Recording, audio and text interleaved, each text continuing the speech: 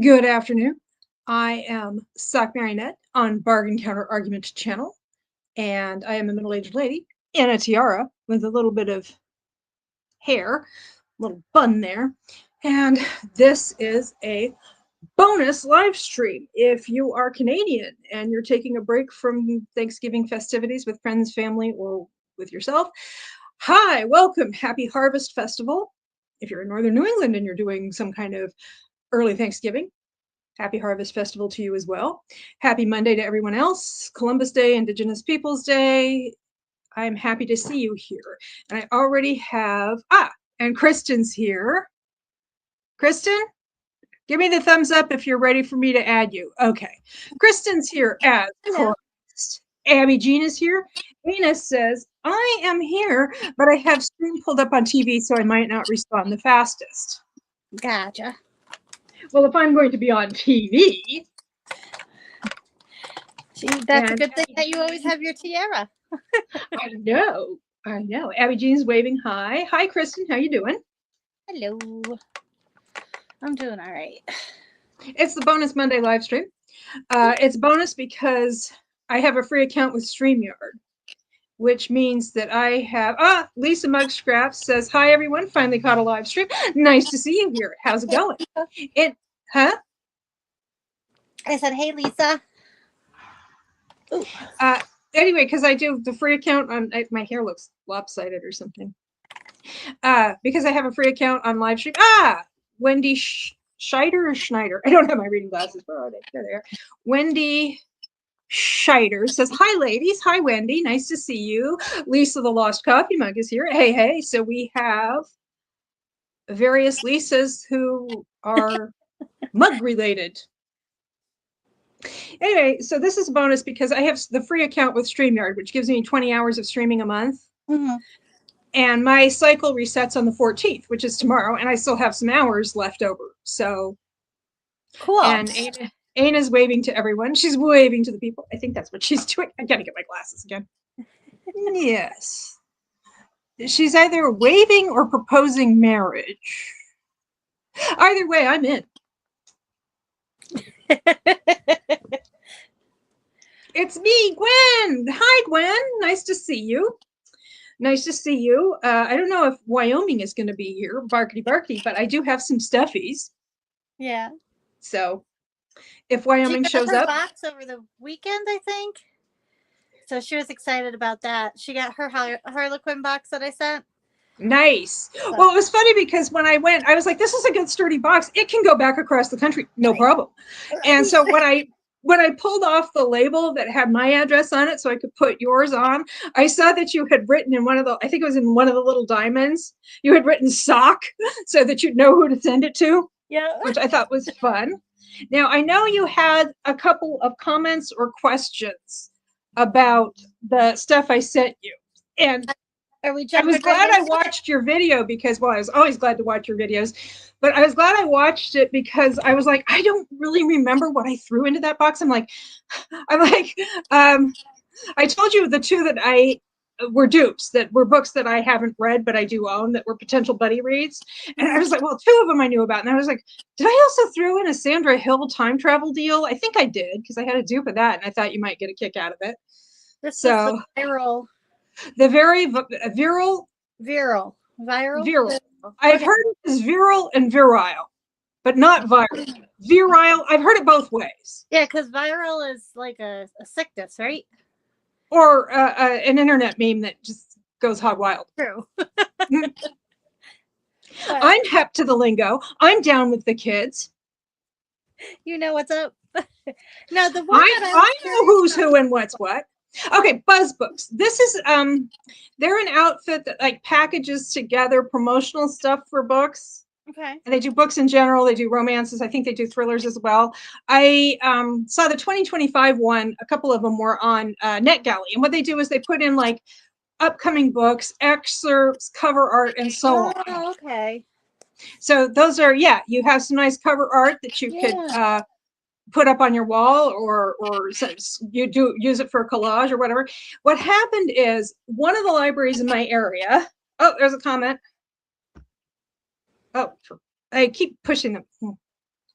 Barkity! So, oh, it's silly. And now she's got a different name going. I just had my reading glasses. I just had them. Silly Tayo. Tayo? It might be Tayo, like Talio. I don't know. I have stuffies, but I was in mid-flow here, so. Barkity, barkity. Hey, I made it. Tara! I thought she might be here because I know today is not a school day, as far as I know. It is here. You know, my mom and I were just talking about that and how Columbus Day is just not a big deal in California. Mm-mm. But it is here in New England for a couple of reasons. They had 3 days off last week, though. So, I don't know. And then... Well, what's cool is that some of the local schools, I think in Farmington and Avon, I don't know how widespread it is now, but because Connecticut has a large contingent of people from India or of Indian descent, and it's growing all the time. So a couple of the school districts have added Diwali to their... Wow, that's amazing. Yeah. I mean, when they were introducing this and decided to do it, it was a day when Diwali was on a Saturday. Could you imagine? So they're like, we're going to do this starting like next year. Wow, that's awesome. Yeah. And I don't know if they're going to do it here in Middletown. I think we have a fair amount of Indian folks and Indian descended folks. I mean, a lot of them immigrated from India. Some of them are working on citizenship. Some of them are already citizens. So... And some of them... There's the guy who runs the liquor store. One of the guys who runs the liquor store. He is of Indian descent, but he's a dual citizen, but he's a dual citizen of the United States and the UK. Yeah, that's what. Because he went to... I think he went... I don't know if he was born in England or not. He has a strong Indian accent, but that doesn't mean anything because, of course, that's a regional accent, not a foreign accent, because most people in India speak English in their everyday lives. Mm-hmm. So it's just like having a Southern accent or a British accent. And Tara says, nope, no school for me today. And Gwen is contributing to the whole uncool. She says, I'm so uncool. I thought that Taylor Swift, the Eras tour was the Eras tour. Well, we know that she left all of her heirs were the cats, weren't they? In that one in Anti-Hero? Where it's like she talks about how she left everybody out of the will. I have no idea. I am not I like Swift. I do. I like Taylor Swift, and I'm very proud of myself when I know songs when I hear them. Actively go out and be like, oh my god, it's a new album. Well, neither am I, but I'm probably gonna listen to some today because it is cozy AF. I mean, this is just max cozy here because it is raining. We have a nor'easter even because, you know, and we're going for max cozy, and I have projects. Oh yeah, I was telling you about how I came to have the Buzz Books 2019 from like 6 years ago. There is a library near me, and what they do is with their advanced reader copies that get sent to them so that they can pick what, they put them out and you can just take them. But they wait until several years have passed. Oh. As opposed to another library where they just put out the ARCs. The current one? they put it in the little free library outside the book return. And one of those is one I sent to you. It's Upstanding Young Man, which I got that, I think, a week or two before it was released. I found it in the little free library. The names of the books had me cackling. This is the Upstanding. He chunky. Oop, you froze. Come back. Come back. Am I frozen too? I can't even tell. I didn't get my iPad to see what everybody was saying. Uh-oh. Uh-oh. I'm going to go get my iPad. So I'm there. Wait, hold on. There's the spinning wheel of death. There it is. Okay. Only sock is Max Cozy says, ain't it? Even rain for ambience. Exactly. Technical issues is me. No, am I back? You're here. Okay. Awesome. Maybe it's like, okay. I was going to say, maybe StreamYard didn't like my book. Gwen says, Sock, you are now getting our 3 days of rain. Yeah, we are. It's a nor'easter. I don't know where Gwen is, but yeah. We're getting rain. So Santa Ana winds are already starting. Oh, great. And I'm like, we just put our decorations out. The HOA doesn't let us put it out until October 1st. I wasn't here. So, but I just put them out and they're like, okay, so you have a wind advisory, a fire watch, and a flood. So all I'm missing is snow. Hail the size of golf balls. Oh my God. We had that last year around my birthday in March. The kids were having a ball. I'm like, look at this. It's ice. Down South Carolina. That's where Gwen is. Because I know Wyoming's not too far from me. Wyoming and Silly aren't too far from me. Barkety. Yeah. Anyway, so yeah. But my other library, they just put them out. And like I said, one of them, I got that book, Upstanding Young Man, came out in August. I think I got it a week or two. And then the other day, I picked up a couple. I got one that came out in late September. I got it in mid-September. And one that's not coming out until November. Oh, wow. So I read them and I put them back in the little free library because I didn't need to keep them. Ha ha, says Ana. She's laughing at somebody for some reason. It's cloudy here, but nothing too big in our forecast. It's mostly a drizzle. I did have to go to Dollar General for craft supplies. Oh, yeah. What are you making? I'm working on Mom Marionette's birthday present and she's been told explicitly, do not watch this. I was gonna say, she usually watches your lives. Is she here? She says she doesn't always watch them unless, like, when I did an author interview or when she's like, I want to make sure your numbers are beefed up. Like when I was doing an author interview with Jenny Spore, she was like, yeah, I wanted to make sure that she knew that there was at least one person watching, and there were other people too, so that was cool.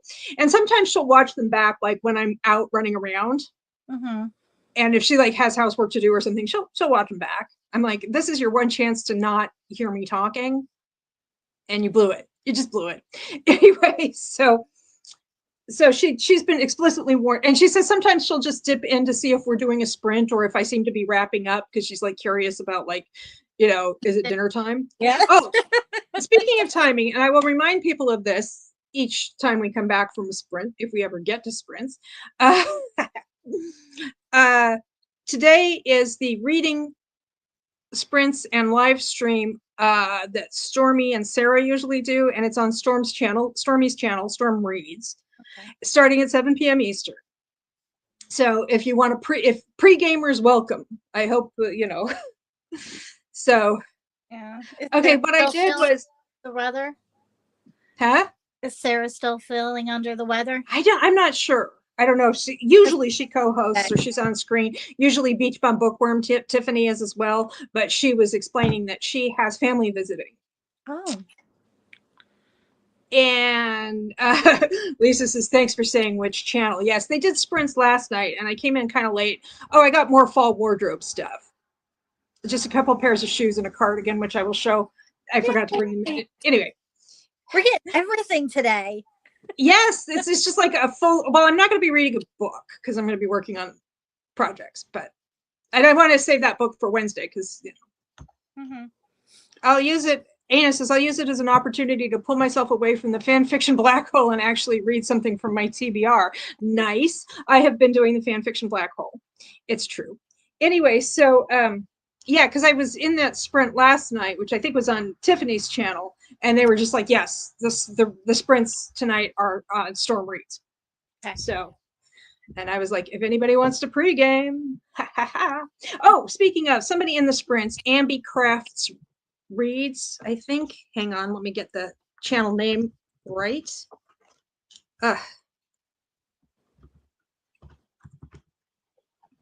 Okay, Ambi Crafts Reads. I'm going to put this up.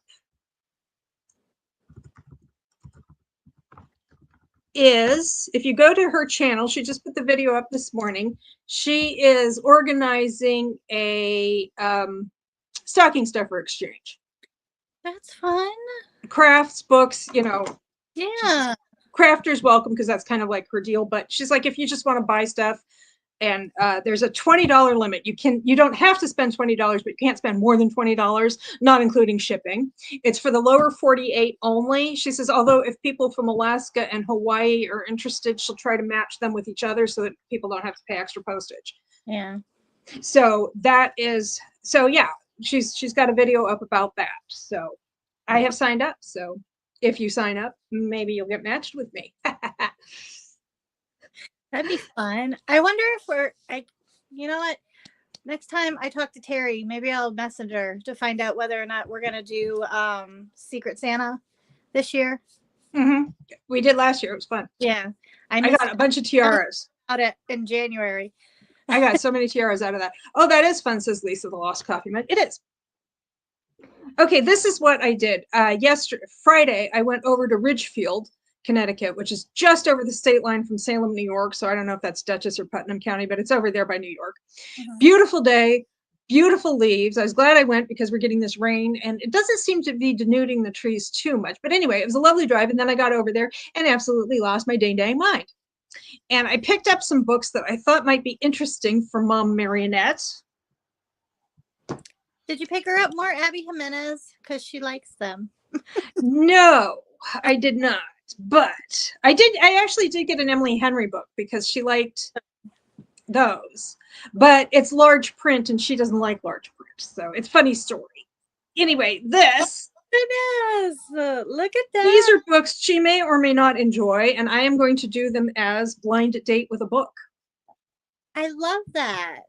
Abby Jean says, I was planning on proposing and running a Secret Santa this year. That would be nice. Ooh, fun, says Tara Talks Books. Yes, I love this plan. I'm excited to be a part of this plan if it goes through. All right. That's from Ghostbusters. I love this plan. I'm excited to be a part of it. Anyway, so I have this stack of 8 books that I think she might enjoy or might not. And I have this roll of brown paper, which should look familiar to Aina. I sent Aina some of my dupes, and I wrapped every single one of them. I think there was one I didn't wrap because, oh yeah, that's right. That was Just for the Summer by Abby Jimenez, which I got as a free book from my library, not from the little free library, but it was just like a giveaway at the library. And I read it, my mom read it, and then I sent it to Aina. I didn't wrap that because it was a trade, the rest were mass market, so it was pretty obvious what it was. So fun for Mom Marionette, says Tara. Cursed brown paper. It's evil. Well, I was looking all over for this roll of brown paper this morning. I went through my linen closet. I went up to the attic, and then I thought, I'll just break down some grocery bags because I could not find it. And it was aggravating me. I didn't look everywhere there was to look, but I looked quite a few places. And then I was like, okay, well, let me see if we have any glue. And I opened the cupboard where I was expecting to find glue, and there it was. Yay! And so I did not find glue, so I had to go to Dollar General. So we have a Dollar General haul. I don't know if we have one. I have yet to unwrap them. I still want to buddy read some. Yeah, on some of them I put BR. I just wrote BR in pen, and that's like, these are ones that I haven't read yet. Because some of them, the dupes I sent, I'd read. But it was like, those are the ones that are potential buddy reads. And I was like, you can unwrap them, you can put numbers on them, whatever you want. I just thought it would be more fun if they were wrapped, and then she could decide. Is Wyoming still here? Is Silly still here? Because I do have the stuffies. But anyway, so I'm going to go through each of these books, and I'm going to ask if anybody's read them or has read anything by that author and has any suggestions to what I can put on the wrapping as a tag. And I have a whole bunch of pens to draw on them. And I forgot to get my craft supplies. Like, I have some stickers and some stuff I can cut out and maybe glue to, that's why I needed glue, and glue to the paper. I got a glue stick, and just to make it fun. Yep, we're here, yay. Ooh, says Aina, I could treat it like a book advent calendar. Exactly. And you know that those shorter ones are Harlequin Presents, mostly from the 80s. But yeah, whatever you want to read. Why is my email coming up? It's usually my name. I don't know. That's weird. Maybe it's how you signed in. No. For the fall challenge, says Gwen, I feel like I have been speed dating books. So many new authors. Yes, yes. And subgenres, all the monster books. Uh-huh. Yeah. Okay, so stuffy time. Stuffy time. Are we ready? Because it is Canadian Thanksgiving. I have a couple of stuffed turkeys here. This is Jack and this is George. I thought it was going to be Jill.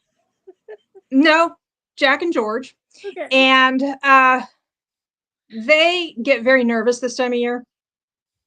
And they start hiding all over the house. You know, because they don't want to end up on somebody's table. They know we won't eat them because we don't especially like turkey, but they're worried. So they've been in hiding, and now that it's actually Canadian Thanksgiving, they feel like they can come out, at least for a couple of weeks until people start gearing up for US Thanksgiving. So we have these two. So they've been hiding around. They've been, they seem to require hiding under the covers in big beds, in my big bed or my mom's big bed, because, well, they're such nervous little guys. My dad's cousin has a pet turkey and he named him Dinner. Winner, winner, turkey dinner. I love that. Anyway, these two little dudes, Jack and George, they get nervous and they hired a social worker to help them. So they her name is Charity Wellspring. Oh my goodness. Miss Wellspring. And she is their social worker. She helps the others as well. They love her because she helps them flourish and she always has lollipops. And she specifically was hired for the turkeys, but she's now like a community person. And she started TROT, T-R-O-T, which is the Turkey Reassurance Outreach Team. So if you're interested in reassuring the turkeys that they are not going to end up stuffed with cornbread and oysters and on the table, you can join TROT. Tara likes that. Dinner, yes. And Ana says, looks like someone you can go to if you want a hug or to haunt someone. So my grandmother has a doll like that, but you can flip it. And there's another doll on the other side. So like one side is like a certain dress and then you flip it and the other side's a different dress. I have one of those that for a while when we left Iran because the revolution was happening, we went to Athens first because we didn't know what was happening. So we went to Athens and we stayed there and I had like a lot of stuffies with me. And the chambermaid was like an older lady, very kind of young grandma-like. I mean, like she was in her like mid to late 40s. So she was very grandma-like and she probably had grandchildren, but she wasn't super old or anything. She made me a flip doll. Oh, wow. I'll get them during during the sprint if we ever have one. But she made me a flip doll and I still have them. I named them, one side is smiling, the other one is frowning. Aww. And their names are Delphi and Olympia for a couple of, classic sites that we went to while we were in Greece. But yes, this is Miss Wellspring. And Ana says, like I said, she said, looks like someone you can go to if you need a hug or want to haunt someone. Like that episode of Supernatural called Playthings, which does take place in Connecticut. Oh. They are cute, says Wyoming. I have a Tom and 2 hens, and no, we are not eating them. They are my pets. Okay, so like I said, I have all of these books to wrap and tag. And that's my project. I also have a shelf to decorate, but I don't know that I'm going to get to it today because this is a lot. Yeah. I remember this friend from a previous stream. They are fun. They are. This is Delphi. I think she means Delphi and Olympia because I think I showed them before and told the story. Yeah, I think it might have been on. I don't know if it was here or one of B's live streams that I was co-hosting, but. And Gwen says, I had a flip doll that was Little Red and then the Wolf. Yes, I've seen those. Little Red Riding Hood on one Oh. side. I've also seen them where it's Little Red Riding Hood on one side and Granny on the other. Oh, wow. And like you get the wolf separate, I guess. So yeah, I've seen those. Those are cute. So anyway, I just got these markers yesterday at Marshall's when I went to pick up the last components of my fall wardrobe. These I already had. These are the ones I've been using for my reading tracker. Good job.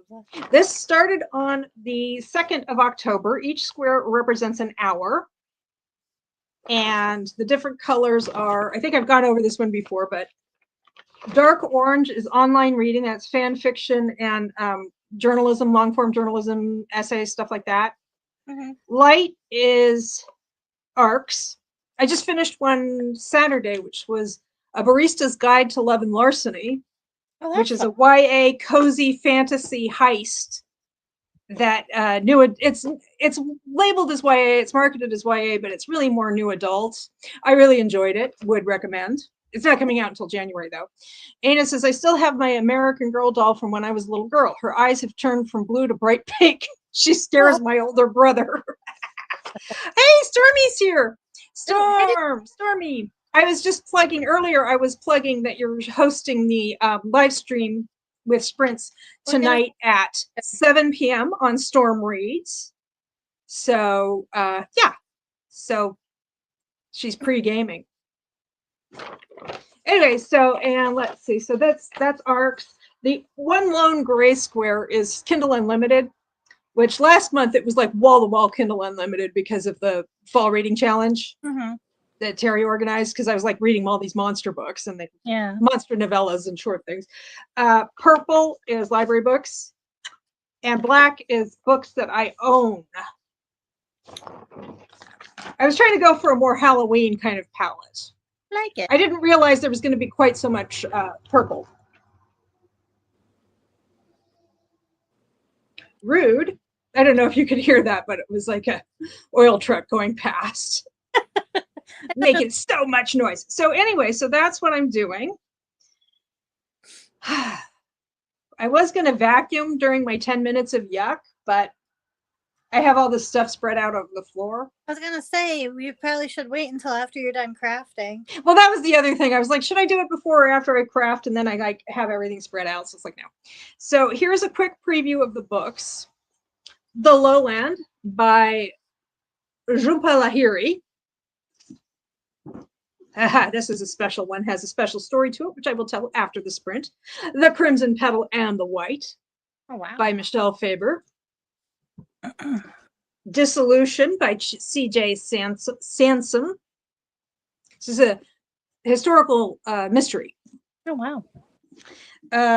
Untwine by Edviga Danticott.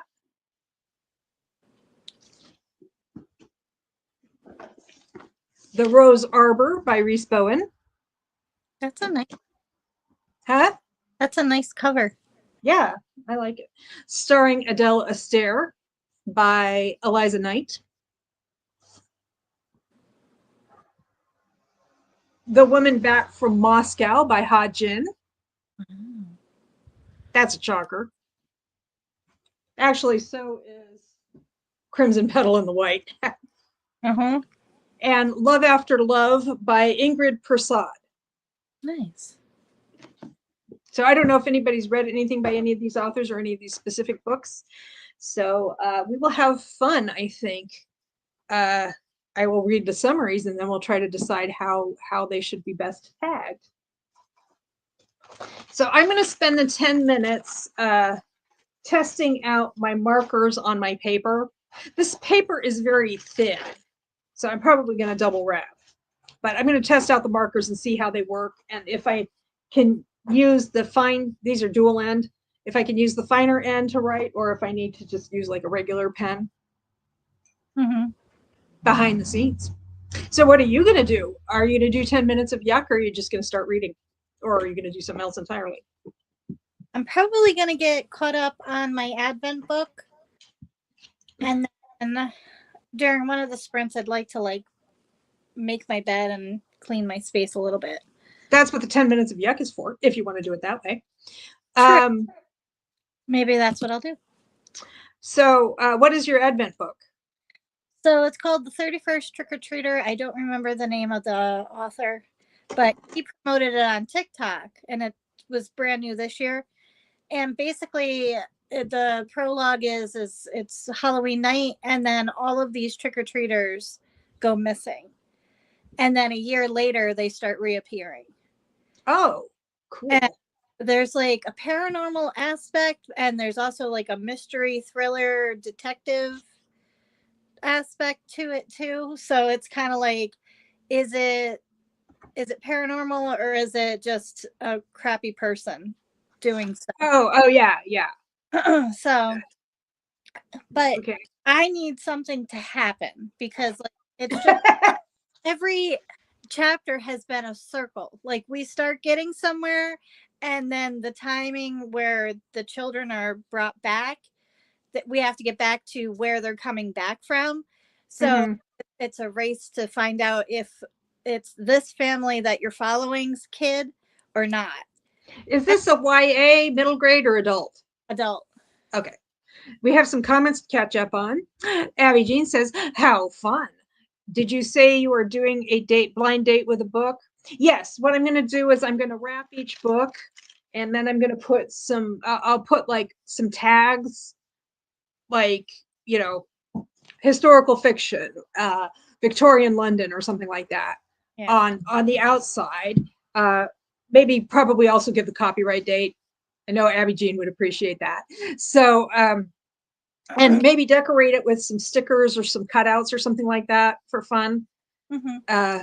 Oh, I might also say like what's on the covers, like if flowers on the cover or people on the cover. Because a couple of years ago, my sister and I did this. My sister contributed some prompts. I did a reading prompt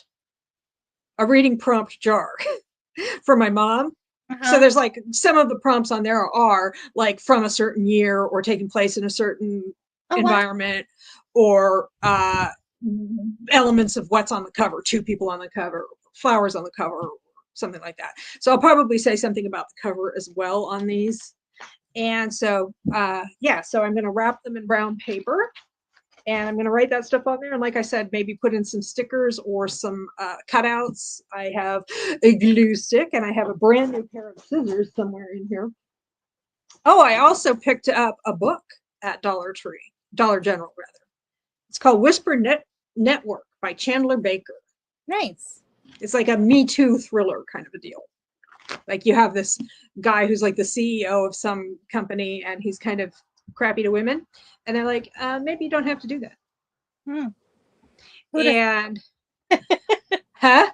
Who'd have thunk it not to do that? Yeah, just don't do it. Tara says, I am finishing my lesson plans for my 10 minutes of yak. Yes. And I am folding laundry, says Abby Jean. Yeah, since I'm not vacuuming, I'm probably going to fold laundry because you can't really see it, but there's a laundry basket back there. Oh, and I have some new decorations to show off as well that went on the fall tree. So that's what's coming up as the afternoon progresses delightfully. Alrighty. All right. And I'll probably be listening to Taylor Swift because I haven't listened to a whole lot of Taylor Swift. So I was thinking I might listen to Folklore or Evermore because people were suggesting that that would be a good thing to listen to if you want to be all cozy and whatnot. Mm-hmm. So we are going to sprint until 43 minutes past the hour. Okay.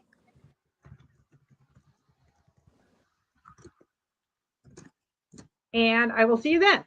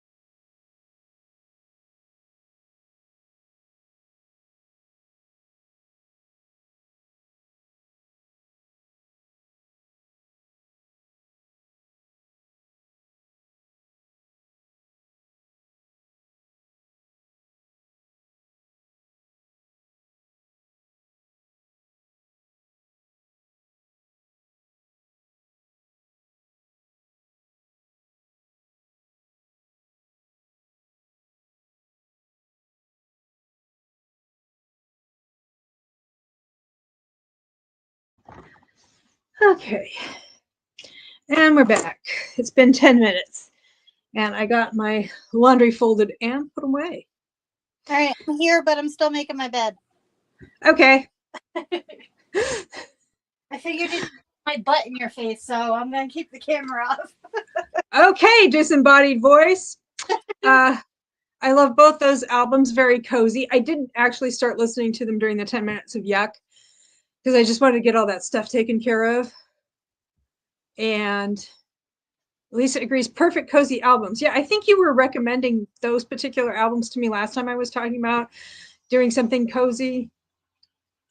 It's all so, I think it was during the reading sprints Wednesday night.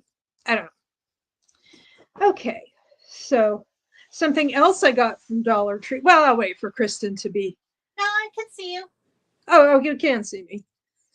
That's weird. She can see me, but I can't see her. I did get this t-shirt, very oversized t-shirt at Dollar General. Cute. And I got, I don't know what I did. I bought some bright pink ribbon, so, but I don't seem to have it on me. Uh-oh. And I got a couple of candles. What did you get? I got birthday candles. I got 2 5s. Because you know, my double nickel birthday is fast approaching. Yep. Yep.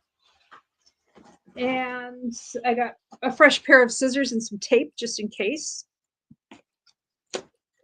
Very exciting stuff. I also may have gotten some chips. I refuse to confirm or deny.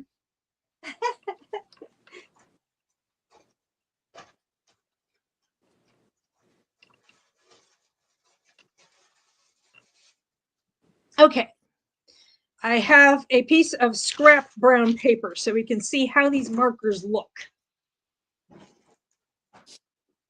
I forgot to get my stickers and stuff. Okay. Okay. Okay, so we have this kind of tip, the broader tip. And then we have the fine tip. And I took off the caps so I could see, but it turns out that it actually says on the pen itself. Who knows, says Lisa, the lost coffee mug. What is day? What is time? LOL. All days blur together. Yep. Well, the way I know it's different is that I'm feeling so much better than I was just a couple of weeks ago. Yeah, with your migraines? Well, it was just not so much that. It was just like the heat getting to me, like it has been like all summer. And then it was just like, it would be nice for a couple of days and then it would be back up into the 80s and super humid with it. Yeah. So it was like, I was just like, I am tired of getting jerked around by the weather. And Lisa says, whenever I go to Dollar General, I get too much candy. Ooh. Oh yeah, this is nice. This is what the fine tip looks like. Well, you can't see because this isn't the greatest color. This is like a pale lavender on brown, so you can't really see. But it looks like I can write on this with these. Let's see. See? Again, you can't see. It's thin paper. Oh, that's weird. It's like disappearing ink. Well, it's like I write on there, and as soon as it dries, it kind of vanishes. Maybe this won't work. Mom Marionette, surprise. Okay, I have a dark brown. Let's see. I mean, I can use them for other things. I didn't get them for this project specifically. Oh my gosh. There, I was having a heck of a time getting the lid off. Oh, there we go. That'll show up. Most of these colors are fairly pale though. So like I said, good for other stuff, but not for this. But this is fine. So this is exciting. You're watching me test pens. Hey, Ambi. Hello, she says. Ambi Crafts reads us here, and she says, hello from my creative corner of creation. She is the YouTuber I was telling you about who is doing a stocking stuffer exchange We're all coming to your channel. Yes, go to her channel. Go to her channel. She just posted the announcement video today. I think she did this last year, but I was not aware of this. So thus I could not participate. But anyway, yes, so she is doing that. And I've signed up, but I haven't filled out a survey. There's a survey to fill out. So you can say like what I guess you're interested in receiving or what you're interested in getting. I don't know. I haven't done it yet, but I will. Because I sent her an email saying, I will do this. And she was like, and I was like, I'm going to do books probably unless people don't want that. How do I know? And she's like, you could fill out the survey like I told you to in the video. She was much nicer about it, but it was just like, I was like, oh yes, she did mention the survey in the video. And I just kind of forgot about it. No, she was actually really, really sweet about it. She did not castigate me for paying insufficient attention. Okay, so I have some colors. I'm just like going through. So far, I have 2 colors that will work and 2 that I rejected for this particular project. What we are doing, Ambi, and anybody else who has joined in the meantime, is I got my mother's birthday is a week from today, and I got a bunch of books that she might or might not be interested in reading. I got them at a library sale, and I am going to wrap them in brown paper. And then I am going to like write like the setting or like sort of the theme or the plot. Like this is starring Adele Astaire. Well, I'm going to do it blind date with a book style. So I'm going to wrap it in brown paper, and then I'm going to write on the paper like that this is a autobiographical, not autobiographical. This is a biographical novel about a real person from the 20th century, and maybe a couple of other tags. And then she can open them, and then like maybe a description of the cover, just a couple of things about the cover. So she can open them on she can like,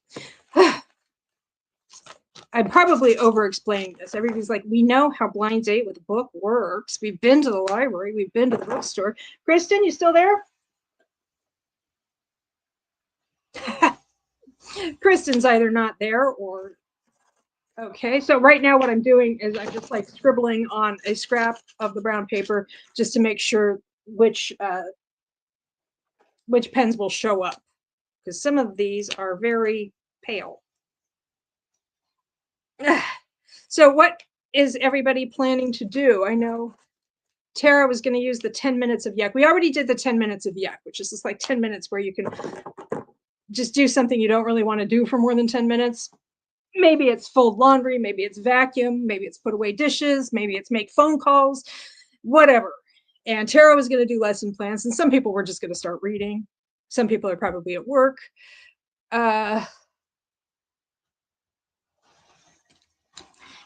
The alcohol markers bleed through so fast. Let me see. I don't know what kind of markers these are. Yeah, alcohol.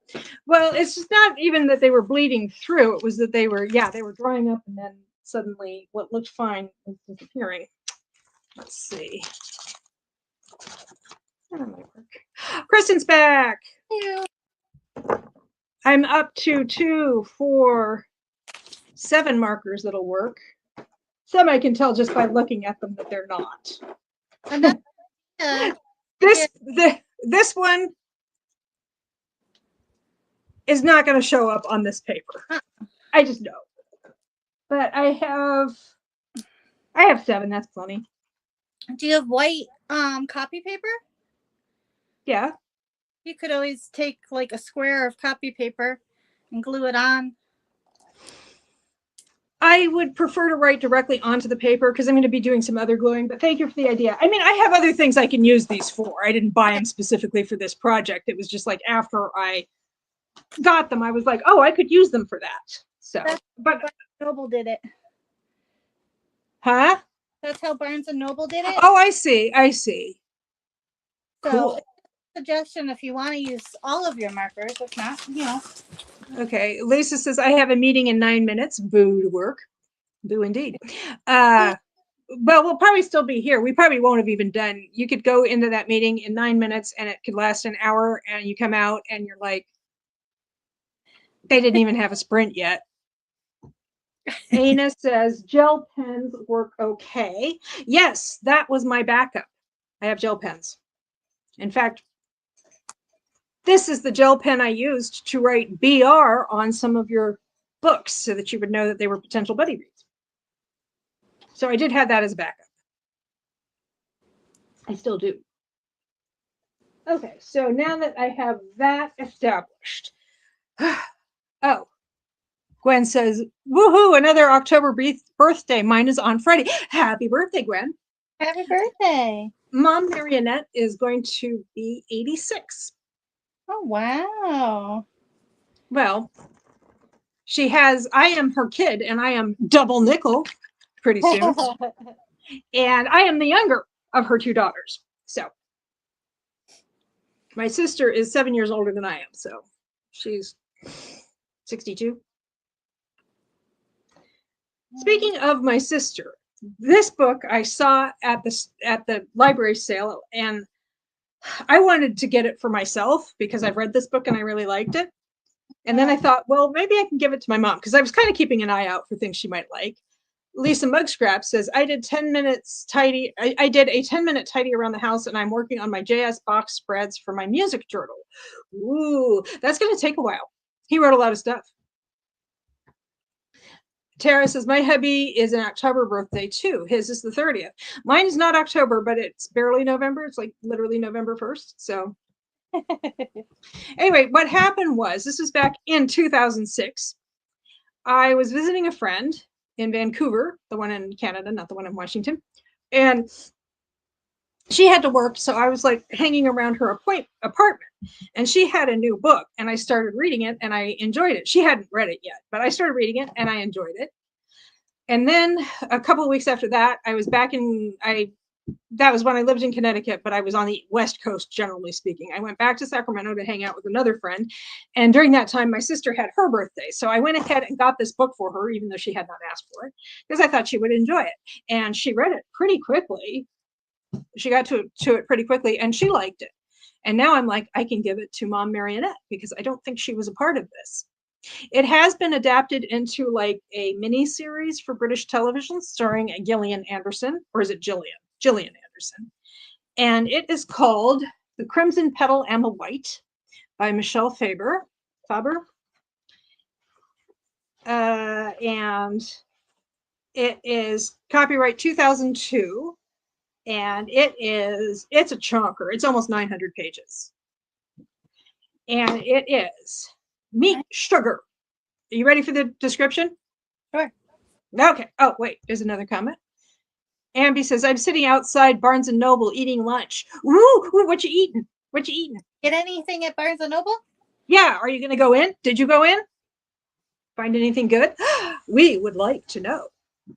I had for lunch, we had some leftover pulled pork and barbecue sauce, and we put it on rice and then added cheese to the top and had it with a side salad. Nice. It was nice. Meat Sugar, a 19th. She says not yet, so she has not gone inside. But please let us know what you're enjoying for lunch. I have the pause that refreshes. I have a Coke Zero, and I have it on my cocktail napkin that is seasonal, but kind of messed up. That is what it looks like. Aww. It's skulls, butterflies, a wee pumpkin, and some books. The books, one is called Fortune Telling, one is called Palmistry, and one is called Spell Book. Ooh. Nice, Lisa, says Abby Jean. Indeed. I am eating from a place called PETA. Okay, nice. Nice. Okay. So, yes, so anyway, Meat Sugar, a 19-year-old prostitute in Victorian London who yearns for escape to a better life. From the brothel of the terrifying Mrs. Castaway, she begins her ascent through society. Beginning with William Rackham, a perfume magnate whose lust for sugar soon begins to smell like love, she meets a host of lovable, maddening, unforgettable characters as her social rise is overseen by assorted preening socialites, drunken journalists, untrustworthy servants, vile gutter snipes, and sex workers of all kinds. They do not use the term sex worker. Huh. Happy early birthday, Gwen, says Abby Jean. Happy early birthday, Gwen, indeed. And if you are here, I'm going to do midweek motivation, of course, on Wednesday at 2 p.m. If you're here, we can celebrate even more. Anyway, Crimson Petal and the White. So I think for that one, I'm just going to say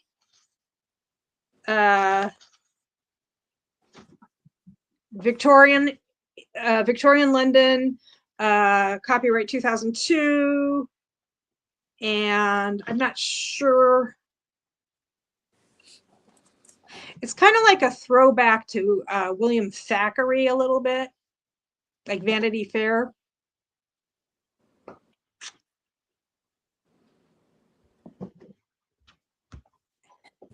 Abby says, I got the 2 mini pitas, kind of like and then she trailed off. Well, I'd be interested to know what is inside the mini pitas. Anyway, so that's going to be that. Nice. I might put a note on there that I read it and liked it, and that Ruth, my sister, read it and liked it as well. I don't know. I read The Crimson a long time ago. So Wyoming has read this. Oh. Cool. Abby says, kind of like a Mediterranean taco. Yeah. Sweet tooth, says Gwen. Okay. So you could do like your name and then what your rating was, and then your sister and what her rating was. I didn't know that she gave it a rating. I mean, I read it like in 2006. This is like literally 19 years ago. Oh my gosh. Well, it came out in 2002. It's a trucker. I ended up reading some other stuff by him. And actually, I wasn't thinking of this book, but the other day I was thinking of another book he wrote, which I don't think is in here because I think he wrote it later. Can't remember what it's called, but it was cool. So that's The Crimson Petal and the White. And it has fruit on the cover. Looks like an unmade bed. Haha. Okay. Then we have starring Adele Astaire. That's such a pretty cover. Well, Adele Astaire, I don't know. I think that actually is a picture of Adele and Fred Astaire. Adele Astaire was Fred's sister. And they were a big hit on Broadway, but she, for whatever reason, didn't really do much in the movies. I think it is lamb, tomatoes, onions, lettuce, and a sauce. Ooh, I love lamb. So she was the toast of the town, a luminous star whose bubbling personality charmed everyone from the harshest critics to the stuffiest royals. Now, Eliza Knight brings us the story of Adele Astaire, who served up high kicks and love both on and off the stage, with and without her also famous brother, Fred Astaire, along with the tale of a determined young dancer with rags to riches dreams. Aww. So, but there's, yeah, so it's like all about Eve, Adele Astaire, I don't know. So I think I am going to call this about a famous fiction, a novel about a famous person from the early 20th century. Sounds good. I'll probably also say that it takes place in the US and has 2 people on the cover and a woman's name in the title. Then we have this one. This was kind of a cover buy. It's really cool. Isn't it, though? I have to take off. Thanks for the sprint, says Abby Jean. Yes, all 10 minutes. Well, thank you for joining us for the first hour. Appreciate it. That lamb sounds so good that Abby's having. Okay, so we have The Rose Arbor by Reese Bowen. An abandoned English village draws a young journalist into a decades-old mystery. Says Abby Jane, thanks for hanging out, I should say. Well, you just kind of have this script that you run. You're like, thanks for the sprints. And you're like, well, I knew what you meant. I was just joshing you. Well, I hope you enjoy the rest of your day, and I will see you at some point in the future. Have a great day. Huh? I said, have a great day. Yeah. There we go. Okay, an abandoned English village draws a young journalist into a decades-old mystery. London, 1968. Liz Houghton is languishing as an obituary writer at a London newspaper when a young girl's disappearance captivates the city. If Liz can break the story, it's her way into the newsroom. She already has a scoop. Her best friend, Marissa, is a police officer assigned to the case. Liz follows Marissa to Dorset, where they make another disturbing discovery. Over 2 decades earlier, 3 girls disappeared while evacuating from London. One was found murdered in the woods near a train line. The other 2 were never seen again. As Liz digs deeper, she finds herself drawn to the village of Tideham, which was requisitioned by the military during the war and left in ruins. After all these years, what could possibly link the missing girls to this abandoned village? And why does a place Liz has never seen before seem so strangely familiar? I'm guessing she's one of the missing kids. Maybe. Dun, dun. Anyway, Mom Marionette might have actually already read this one, but she can read it again. Or she can open it and say, I've already read this. It was trash. I'll see what else my terrible child has given me. Oh, there they are. Okay, we have another historical chonker. This is, she might have read this one. This is slightly over 700 pages long, but it has thicker paper than the other one. That's why it looks bigger. And this is The Woman Back from Moscow in Pursuit of Beauty by Ha Jin, who won the National Book Award for a different book. That's the other thing I should do, is look up to see what prizes, if any, these books have won. And then I can put that on. So this is, she might have read this. I don't know. Through the life of a remarkable woman, based on pioneering stage director Sun Wei-shi, 1921 to 1968, this epic novel immerses us in the multifaceted history of China's Communist Party. Commies! As a promising young actress, Sun Wei-shi made the critical decision to pursue her studies in Moscow with the blessing of her influential adoptive father, Zhou Enlai, and Mao himself. The valuable insights she gained there during World War II, most notably the significance of characters' inner lives, would enable her to excel back in China, where she produced works by Chekhov and Gogol and other socially progressive dramas, such as an adaptation of Uncle Tom's Cabin. Her striking career as China's first female director of modern spoken drama would be derailed with the advent of the Cultural Revolution in 1966, which put her once again at odds with an old nemesis, Zhang Qing, a fellow actress who schemed her way to the top as Mao's fourth and final wife. This is Madame Mao.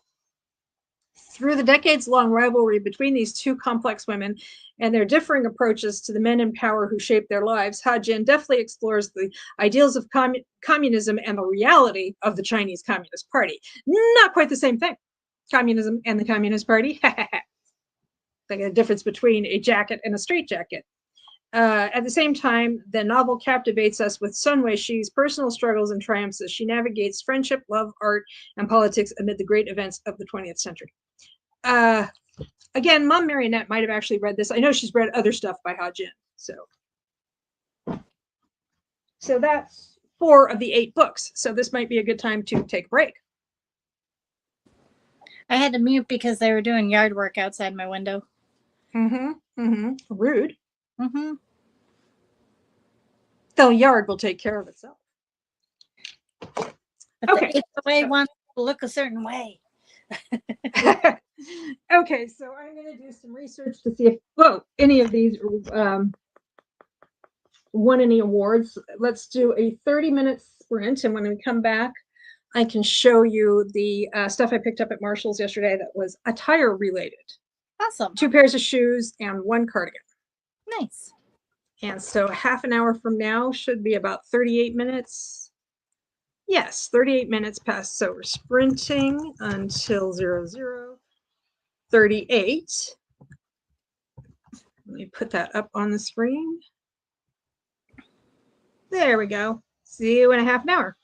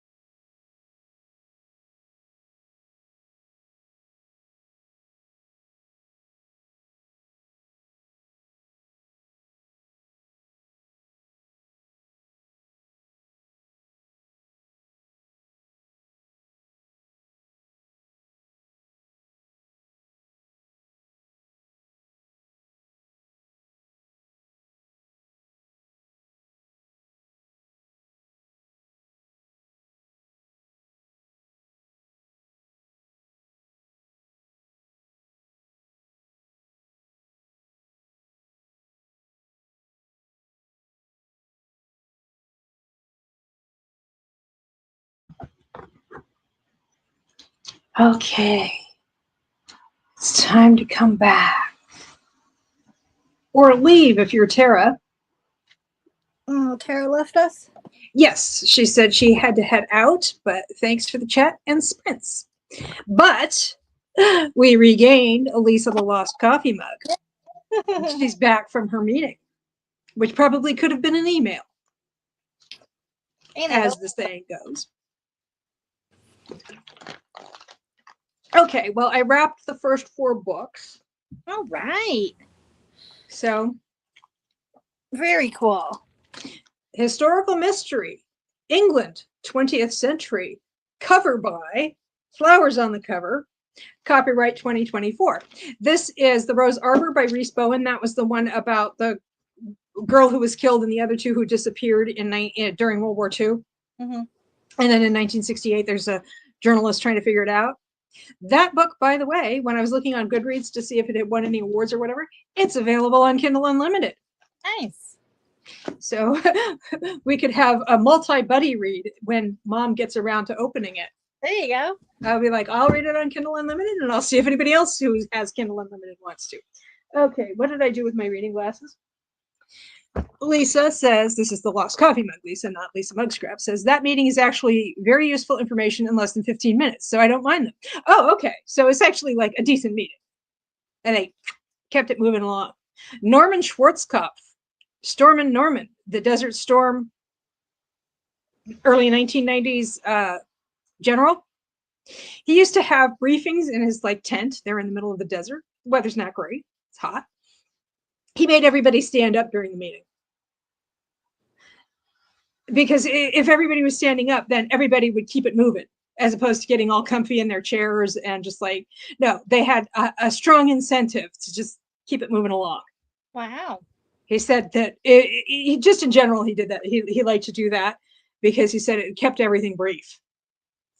And awesome on getting those books wrapped. Thank you. So that's this one that, like I said, that's The Rose Arbor by Rhys Bowen. That is on Kindle Unlimited for those who have Kindle Unlimited. Stormy says, I'm back too. I had to make a video and still working on editing. Was supposed to have it up already. Oops. Well, you know, folks got stuff. So yes, so that is this book. And then this is The Crimson Petal and the White by Michelle Faber. Historical fiction, Victorian London, fruit on the cover. Both of your daughters read and liked it. And then I actually found a couple of quotes from The Guardian. Supremely literary and dizzyingly accomplished.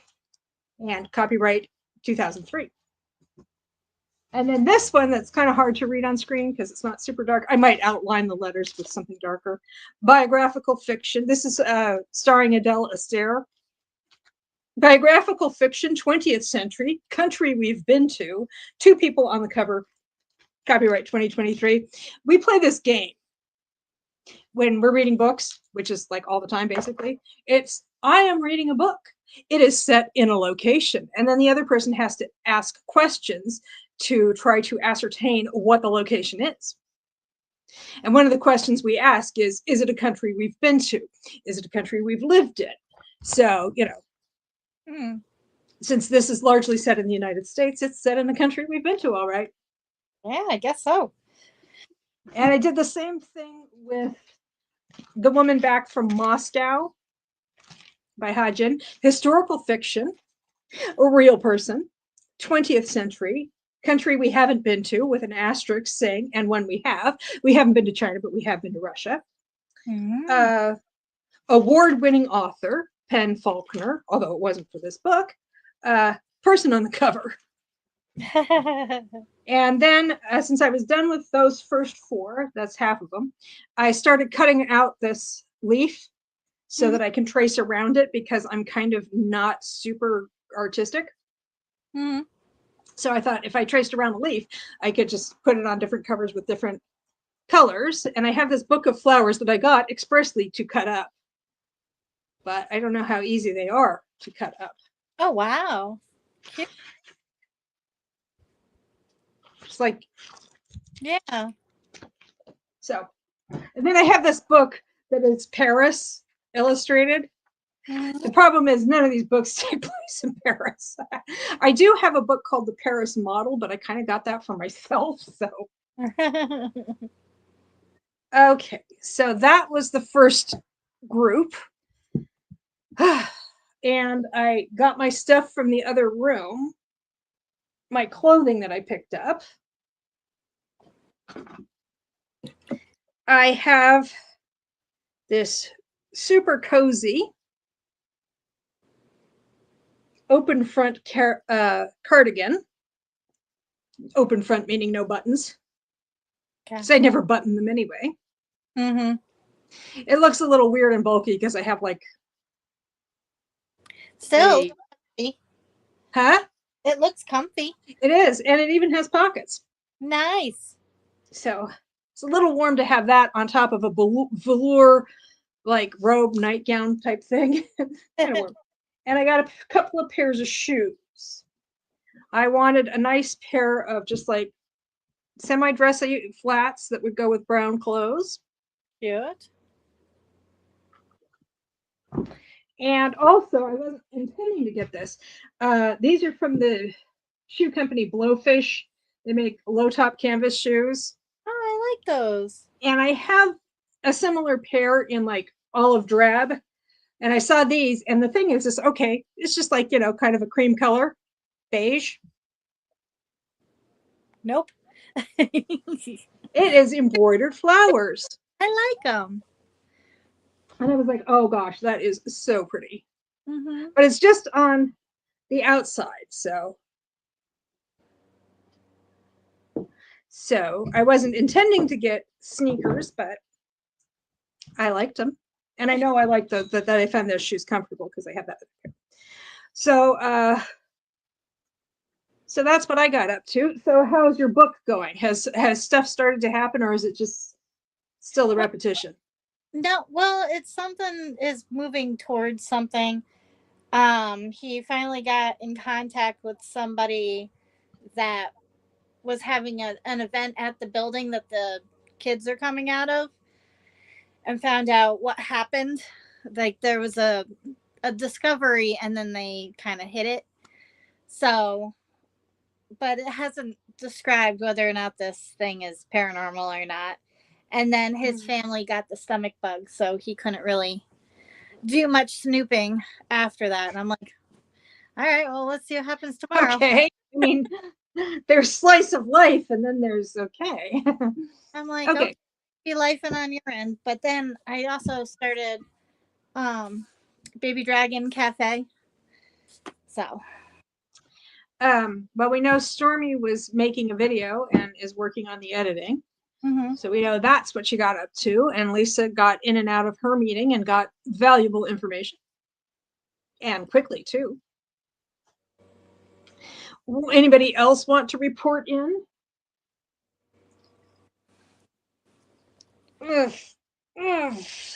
So did you go out yesterday, Sunday? Yes. Mm-hmm.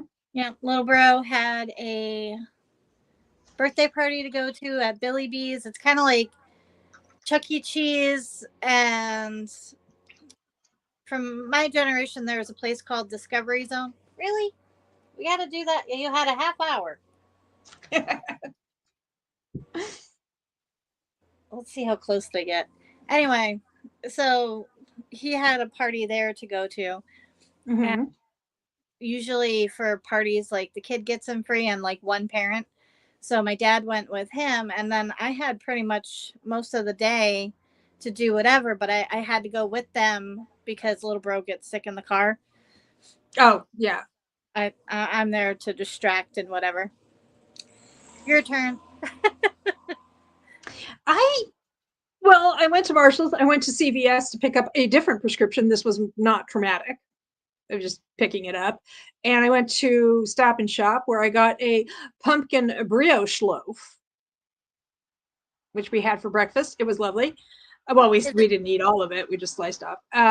Gwen says, I'm reading Wild and Free by Kristin Leigh, a werepire, urban biker fantasy romance. Ooh, that sounds good. Werepire. I remember in Supernatural when Dean tried to make werepire happen. And Castiel and Sam were just like, no, not going to happen. You can't do that. Well, I mean, he was always trying to do that. He was always trying to name things, and they were like, no, you can't do it. You're not good at this. But I know, I thought Werepire was pretty good, actually. I don't know why they objected, but yeah, so that sounds pretty good. So was your pumpkin loaf, was it savory or was it sweet? It's kind of sweet-ish. It's not super sweet. They had these brioche loaves. Well, they only had pumpkin brioche loaf in terms of loaf, but they also had brioche rolls that were like cinnamon rolls, but made with brioche dough. Interesting. And they had like cinnamon brioche rolls and they had pumpkin brioche rolls, but those had frosting on the top, and we don't like that. Like sometimes I'll make cinnamon rolls or similar rolls, but I won't put frosting on them because that's just too much for us. Anyway, well, what happened was actually this morning I went downstairs at like I don't know, 8:30 or so. I slept a little late because I didn't get to sleep until late last night. And Mom Marionette was sitting there with a plate that didn't have anything on it. And I was like, did you eat already? And she said, I got up at 5:30. I had to have something to eat. Like she waited for a while. And when it was clear that I wasn't coming down anytime soon, she was like, I had to eat something. I'm like, that's cool. And she says, well, we usually have like some kind of bread for breakfast with like a little bit of cheese and some fruit. And she's like, you know, there's a plate with some cheese on it in the fridge for you. And she said, I cut the cheese, which always makes us laugh, like, because, you know, we're 6-year-old boys. We are. That's true. And birthdays notwithstanding. And so, and then I was like, she said, I had some of that brioche loaf. She said, it was pretty good. I said, okay. She says, are you going to have some? And I said, yes. And she says, it was so good that I wouldn't mind having another little piece. So I cut another little piece for her, and then she ate that. And so sometimes, usually when she eats, before me, I just take my breakfast upstairs, back up, bring it back up here. But since she was eating too, we just kind of sat and exchanged news and views. Nice. Oh, my back's starting to bother me. Whew. So that's what I got up to, and Gwen was reading Wild and Free. And okay, so are we ready for the next set of books? Yep. The last set for now. Oh, Book Barn in Niantic, a place I enjoy going, as I have discussed in the past at length, is having a sale. Uh-oh. Uh-oh, indeed. 70% off all the books. It's not everything in this, books, CDs, DVDs. It's not everything in the store because they sell branded t-shirts and coffee mugs and totes and things like that. That stuff is still like the regular price, but 70% off everything, not 70% off, 30% off. It costs 70% off. It's 30% off. So their mass markets are all $1. Except for some of the like collector stuff, like is more because it's collector type stuff. You know, like paperbacks from like the 30s and 40s, well, 40s really. And so, but their mass markets are $1, except now they're 70 cents. There you go. And their older trade paperbacks and hardbacks are well, the newer ones are usually around $6, and then the older ones are $4. So sometimes it depends on how old it is and what shape it's in. So between $4 and $6. So. Gotcha. So typically when I go into, they have 3 different locations. I mean, 2 are right next to each other. The other's still in Niantic. It's just not within easy walking distance, but they just keep outgrowing. Like the original site started as a book barn, and then they just kept moving into buildings and building more buildings and stuff. It's very cool. If you've ever been to Bart's Books in Ojai, it's kind of like that in terms of the setup. If you can get to Ojai, Bart's Books is just, it's so atmospheric. Even if you don't find anything, it's very cool. I have so many places I want to go. There's a place in, I think, Phoenix, Arizona. Like just a warehouse of books. And you have to like basically a day to go through them. And I'm like, I'd get lost. Well, I was thinking Ojai because I mean I don't know if you'd find anything there. Probably it's more atmospheric. But I was thinking Ojai is relatively close to where you are. See, I'm terrified of the freeway, so I either have to Uber, have Dad drive me, or have a friend that is willing to like go for the cause, and I buy them lunch. Mm-hmm. It's a very nice outing. You might even be able to get there without going on like the interstate. Really? Yes, just going on like the Santa Paula Freeway on 126. Okay. It's just like you're going to Ventura, but you're stopping before you actually get to Ventura. Okay. So you can probably do that without having to get like on I-5 or whatever. Yeah. Because I know vaguely where you are, but it's a nice outing if you can get somebody to go with you who's willing to drive. I mean, Ojai's kind of nice to wander around anyway. Ventura, okay. Oh, Gwen says I've actually been to that bookstore. Oh, nice. Yeah. Is it worth the drive, Gwen? Is it worth anxiety? That's what I'm Well, there are a lot of nice places to eat lunch in Ojai or Ventura. Because Ojai's not, it's just like another 15-minute drive to a train stop too. What was that? I wonder if there's a train stop too. Oh, I don't know about the train. Because the only train I know of in California is like Amtrak. So Gwen says, yeah, it's cool. Okay. I think I've seen a couple of videos of people going there. If you want to. Okay. I'll try to find a link that I can send you. Okay, cool. But anyway, not Bart's Books, Book Barn in Niantic. Well, the sale started on Saturday. I was like, I'm not going to go on Saturday because parking. I mean, they were warning people about parking and everything, and be patient. I'm like, no, I'm not going to be patient. Nuts to that. So I was like, I'll wait and go on Monday. And then it was like, oh no, it's going to be raining on Monday. And I was like, and it's not only is it raining, but there's supposed to be coastal flooding, and Niantic is on the coast. So I was like, yeah, I'll wait until it's probably not going to clear up by tomorrow. So I'll probably end up going Thursday because I won't have time to get there and back again before midweek motivation because they don't even open until 11. So yeah. So I'll probably go Thursday. That's exciting. Because, and there are a couple more library sales I want to go to. Once you start, it's a thing. I know. It's insane. Okay. Oh, decorating.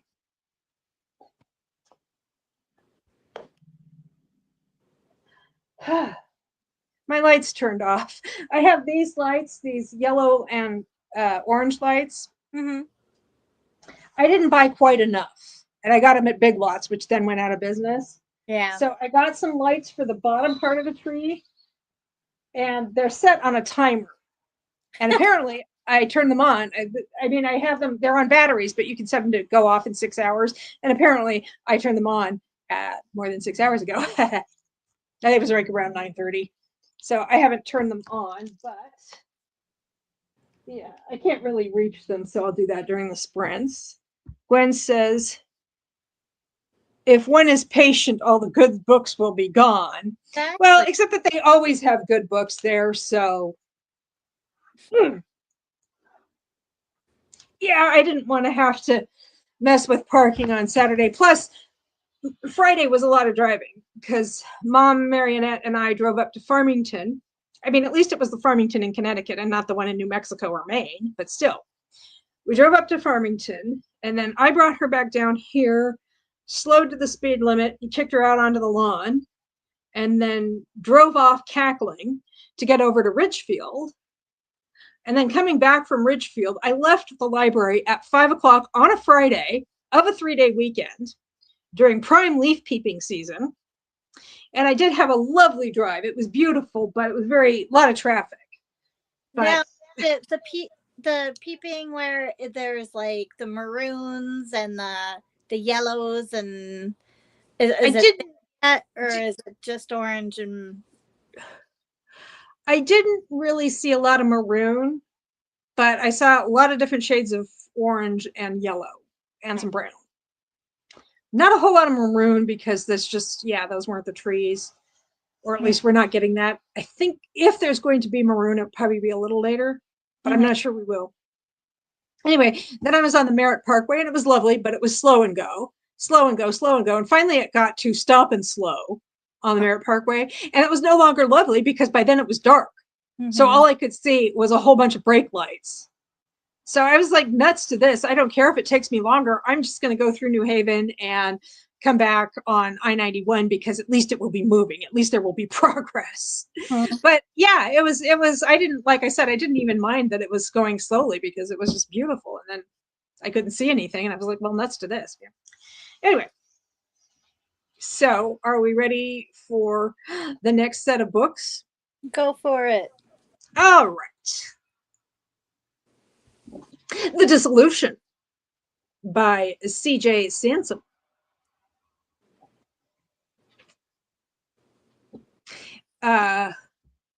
Lisa the Lost Coffee Mug says, yes, show us. We want the books. Give me the books. Okay. The Dissolution by C.J. Sansom. This is a murder mystery, I guess, a mystery. It is 1537, a time of revolution that sees the greatest changes in England since 1066. Henry VIII has proclaimed himself supreme head of the church. The country is waking up to savage new laws, rigged trials, and the greatest network of informers it has ever seen. And under the orders of Thomas Cromwell, a team of commissioners is sent throughout the country to investigate the monasteries. There can be only one outcome: dissolution. Title drop. But on the Sussex coast, at the monastery of Scarnsey, events have spiraled out of control. Sounds like they have everywhere else too. I mean, really, that was a rough time. Cromwell's commissioner, Robin Singleton, has been found dead, his head severed from his body. Decapitation. His horrific murder is accompanied by equally sinister acts of sacrilege. Matthew Shardlake, lawyer and longtime supporter of reform, has been sent by Cromwell to uncover the truth behind the dark happenings at Scarnsey. But the investigation soon forces Shardlake to question everything that he hears and everything that he intrinsically believes. Dissolution. Gwen says, for the last 40 years, I've lived in places where the trees are green, then leafless. And then she adds, I miss them changing. I know too. Yeah, that was kind of one of the reasons we decided to leave Southern California and come to Connecticut. Was partly it was because of the seasons. I mean, we didn't want to live in Ventura anymore because my dad died and it was kind of sad. Yeah. And we wanted to change. And she was like, I miss seasons. And she knew some people here in Connecticut. And I was like, I was in community college and I was like, I want to transfer to a 4-year college or university. And guess what? Connecticut has a lot of those. I've been to 3. So, well, but I got my bachelor's at one and then master's degrees at the other. So, but I was like, I will have educational opportunities there. And that's all I really care about. So, right. And we like it here. Huh? Awesome. Yeah, we like it here. So anyway, Dissolution.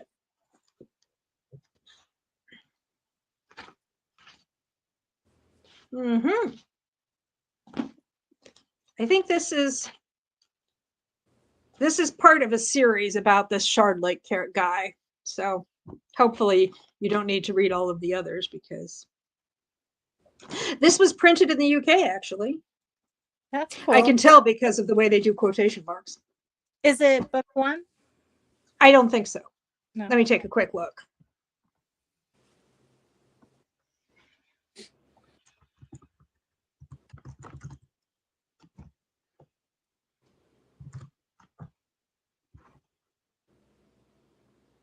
Oh, it is book 1. It is. Yay. Okay, so I don't need to worry about it.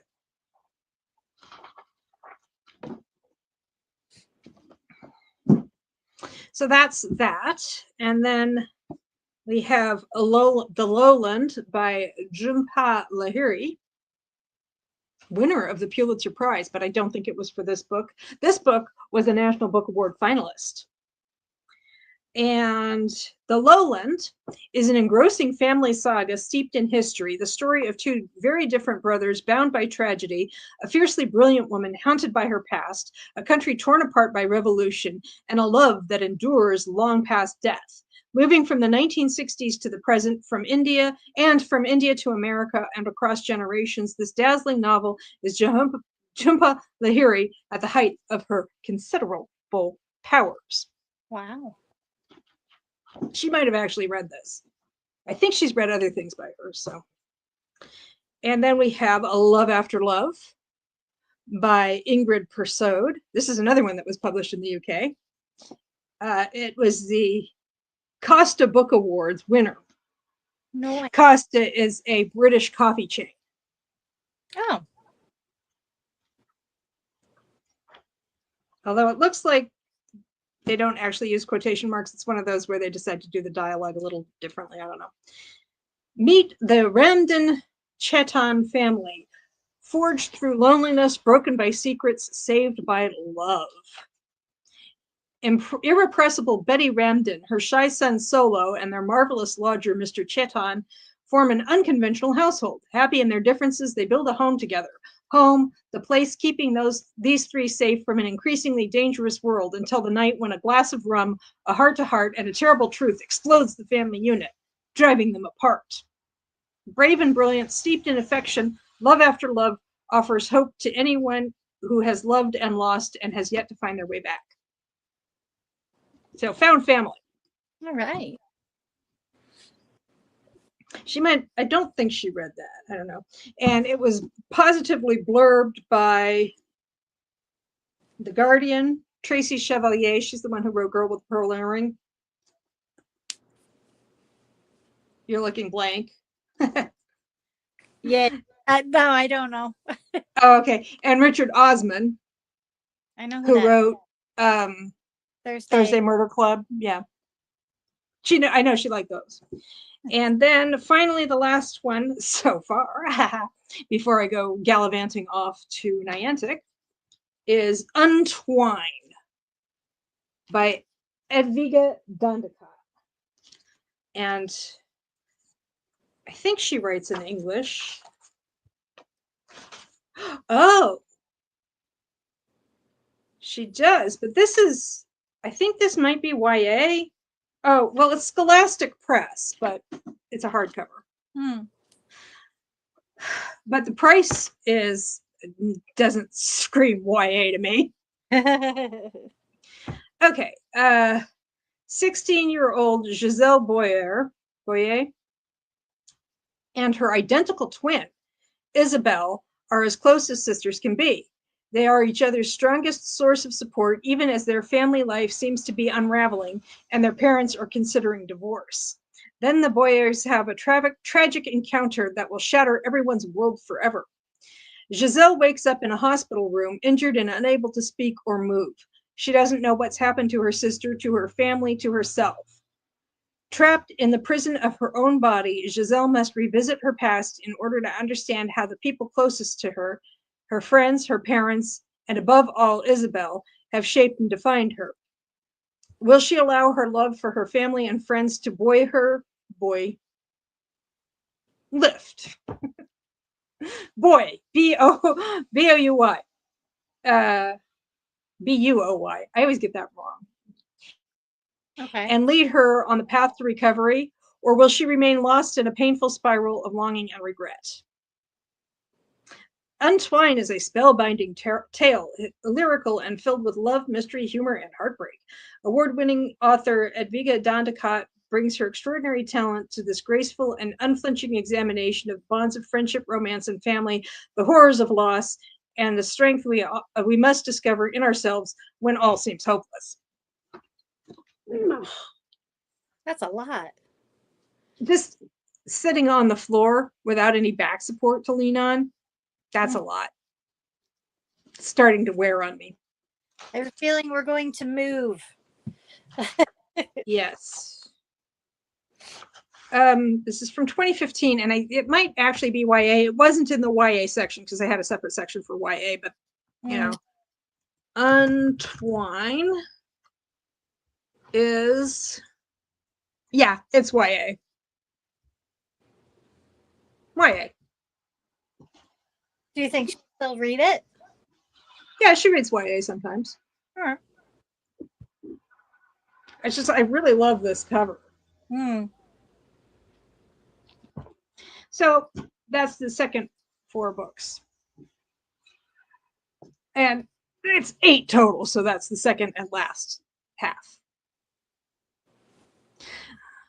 So, are we ready for another sprint? Yeah. And you need a stretch break.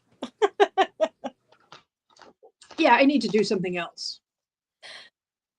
Fortunately, wrapping books is something else. That'll give me a chance to. Yeah. Okay, so where are my glasses? Another half an hour should take us to My God, we're 40. on again. Huh? 40 minutes past?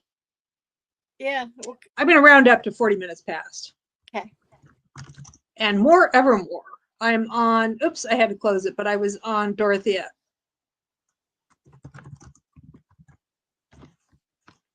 Okay, see you in a half an hour and a couple of minutes.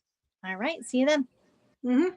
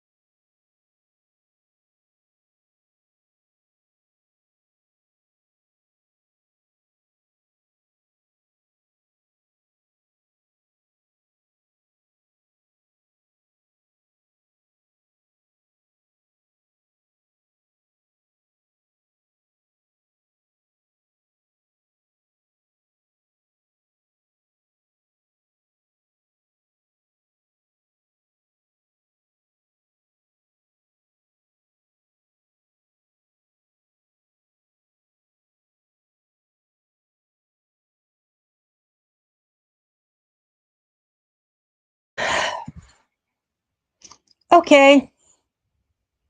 It's been a half an hour and a couple of minutes beyond that. How do you do with your books?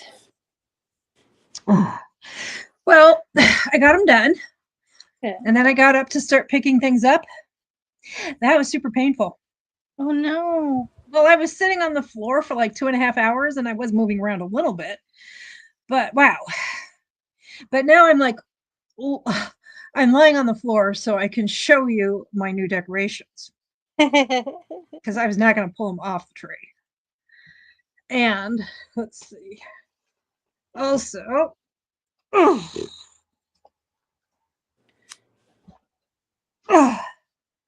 how is your sprint? Whoops. I didn't get any reading done. I'm making my honeydew list for myself, and did laundry, had my little snacky snack, and we're back. What was the snacky snack? Greek yogurt, banana, and berries. Ooh, nice. Well, I'm down on the floor where it's very green.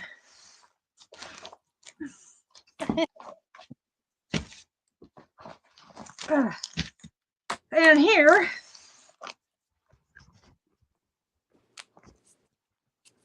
Very nice. whoops. Okay. And I put them under the tree.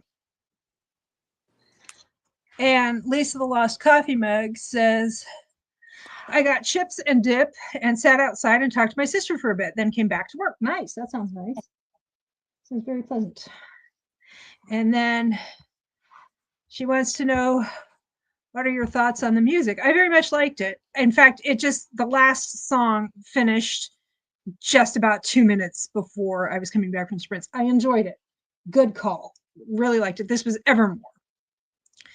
So I liked it. And it's funny because I was originally thinking I would listen to it while I decorated a new shelf that I have. And one of the elements I was going to use to decorate it was a little lighted ivy garland. Nice. And Ivy is the name of one of the tracks on the album. Aww. So I was like, oh well, that would have worked out if I had actually done that. Lisa Mug Scraps, the other Lisa Mug. I finished a novella, Falling for My Matchmaker by Bonnie Charming. Pretty good for 104 pages. My 40th book for the Monster Fall Challenge. Hooray! Knocking them out. Just knocking them out there. We have a celebration, but we don't. Well, on her, when she's doing sprints, Tiffany, the Beach Bum Bookworm, she actually has the app where she can just like make a motion and like fireworks go off or confetti or whatever it is. Yeah. So, like, apparently this one person that I wasn't familiar with, she dropped in and her avatar was a picture, a photograph of herself wearing a wedding dress. So apparently she got married fairly recently. And she was just dropping in to say that she's settling into married life quite well. And she and her husband are expecting their first baby in January. So, of course, that got balloons. And if you finish a book during the sprint, you get balloons or fireworks or something. And speaking of, Stormy says, I watched YouTube and uploaded my video. Nice. Nice. Stormy says, so I missed something. Why are you wrapping books? Because I have way too much free time. No, actually, it's because Mom Marionette, my beloved mother, is having her birthday a week from today. She's going to be 86. And when I was at library sale on Friday, and I'm going to look again, a couple of upcoming sales, but I decided to pick out some books that I thought she might enjoy. Only one of which I've read myself. Anyway, so I picked out 8 books and I wrapped them as a blind date with a book.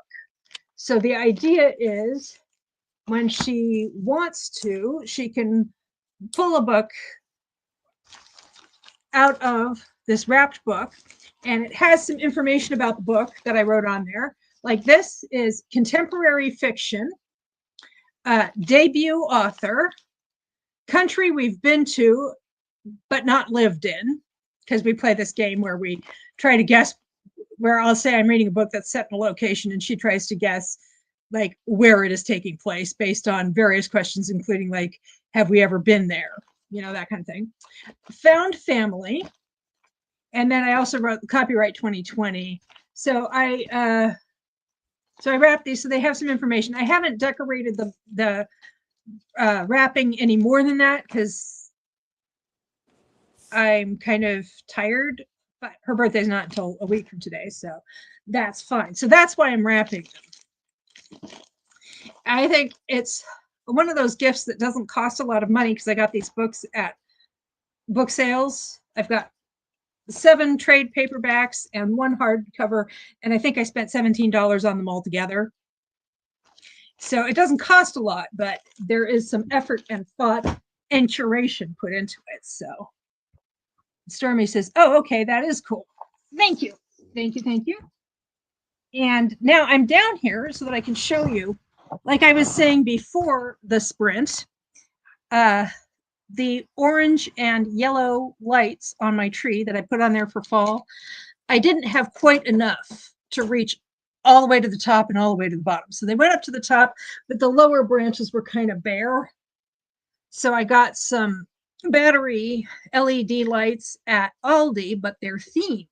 So we have these, our little ghosties. Oops. Cute. And they actually, wait, that one you can't see very well, but it says boo. Very cute. With a little bat on the letter O. And then the other set that I got, if I can find the end of it, there we go, are skeletons.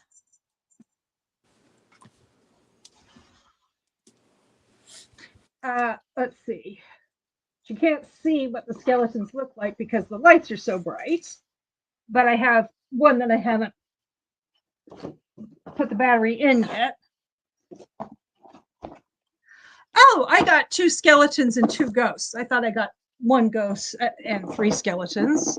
Those are so cute, says Lisa. Here we go. I can show you a little bit better.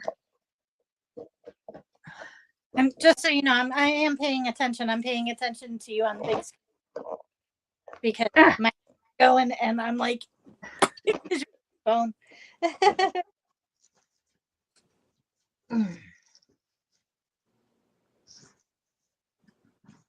I'm trying to find my scissors because I can't get the box open. Punch it. No. Oh, here it is. I packed away all of my craft supplies. Oh, wow.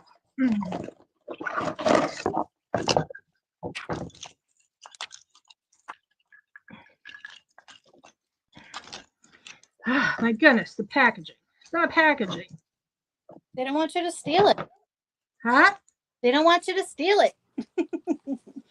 Well, I mean, I like that they just tied the cord on itself rather than using a special product. Mm-hmm. But this is, I can't even see what I'm doing. I don't know where my glasses are. This whole thing's falling apart before your very eyes. The wheels are coming off the cart. Catch it. Well, it was a metaphor. Mm. Okay, so, oh, for Pete's sake. I didn't have any trouble with these when nobody was watching. What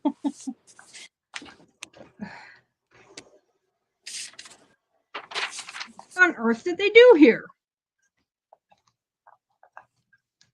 Ugh. They're too clever.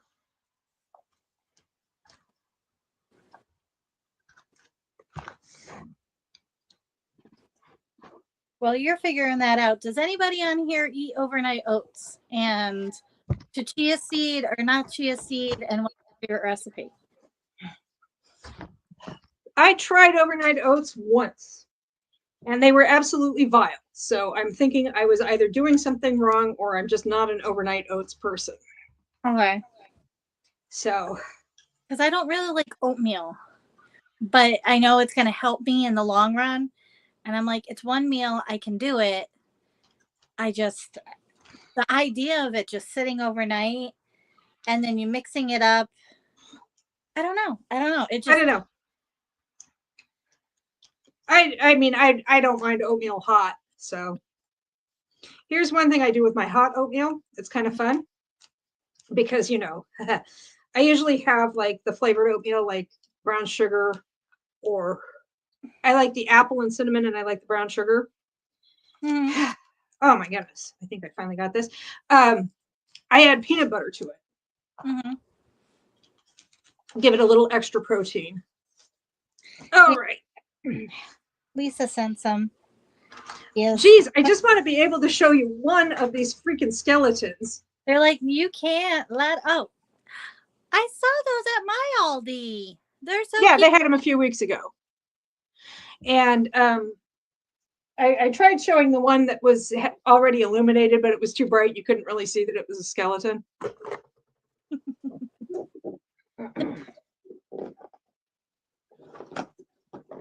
And,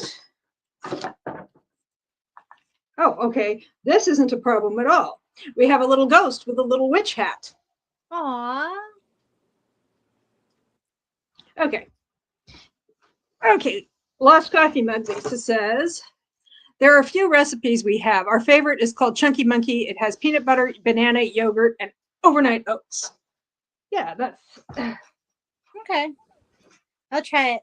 I'm starting. And, oh, and she adds, and chocolate chips. And Lisa Mug Scrap says, I prefer oatmeal hot. I have done just chia seeds with milk, and then I add blueberries and a dab of maple syrup. Nice. All right. Thank you. So, hot tips. Now, I'm not going to do another sprint because it's getting on toward 5. And Stormy is doing sprints on her channel, Storm Reads, here on youtube.com at 7 Eastern. So in 2 hours and like 6 minutes or something, which is a darn good time. I don't know who's co-hosting with her, but it is a darn good time. I missed last week because I went to sleep really early. Yeah, I missed last night with all the ladies. I was like, oh man. I came in late because I had gone over to CVS, Marshalls, and Stop and Shop. So I came in a little late, but I still got to hang out. So that was nice. And I found out about the Secret Santa from Ambi Crafts Reads. I gotta remember to go there. Hold on before you sign off. Where is it? Okay, hang on. Let me put it back up again. Found it. Oh, okay. I'll put it back up for the people at home and in transit. Is it Crafts Reads or Craft Reads? And is it Happy with a Y or I? I.e. Ambi Craft.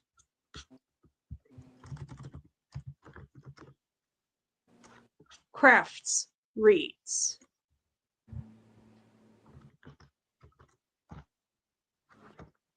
Okay, let me put this up here. This is her YouTube handle.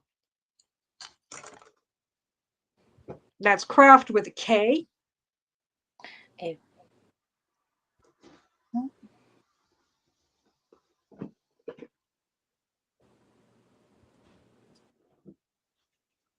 Oh, Ambi.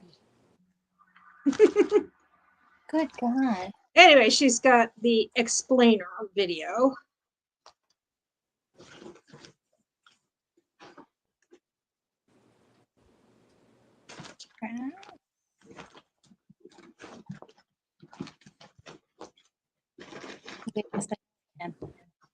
Oh, my gosh.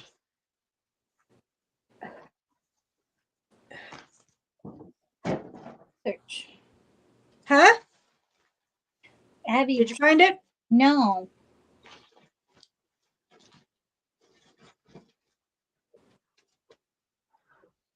Hold on. You know what might work is if I find her in your chat and click on her.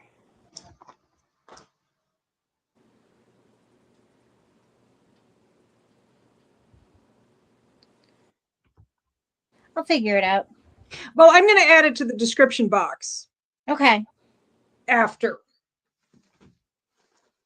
I sign off, I will go and add it to the description box so people can find her channel. It's on the screen. You should be able to find it that way. I mean, I wrote it on the screen if you copy it. It won't let me copy. I don't know why. No, but you can. I mean, copy it by. Yeah, I'm trying to do that, and it's. Oh, okay. Sure.